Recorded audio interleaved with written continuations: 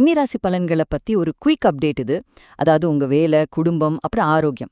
இந்த மாதிரி முக்கியமான ஏரியாக்கள்ல என்னென்ன நடக்கலாம், அதுக்கு நம்ம எப்படி தயாராகலாம்னு இது ஒரு கைடு மாதிரி உங்களுக்கு உதவும்.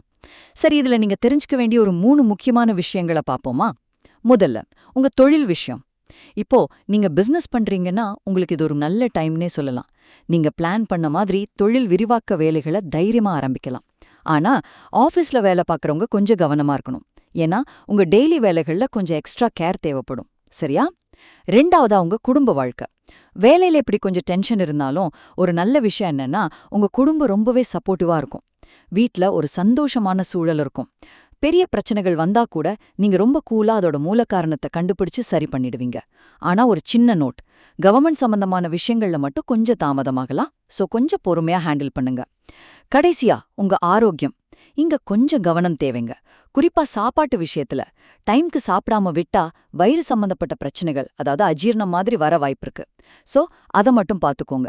இதுக்கு ஒரு சின்ன பரிகாரமா பெரியவங்க கிட்ட ஆசிர்வாதம் வாங்குறதும், வீட்ல தினமும் நெய் தீபம் ஏத்தி உங்க இஷ்ட தெய்வத்தை கும்பிடுறதும் ஒரு பாசிட்டிவ் எனர்ஜியை கொடுக்கும். சுருக்கமா சொல்லணும்ல, கன்னி ராசிக்காரங்க சின்ன சின்ன விஷயங்கள்ல கவனமா இருந்தா போதும், இந்த காலகட்டத்தை ரொம்ப ஈஸியா ஜெயிக்கலாம்.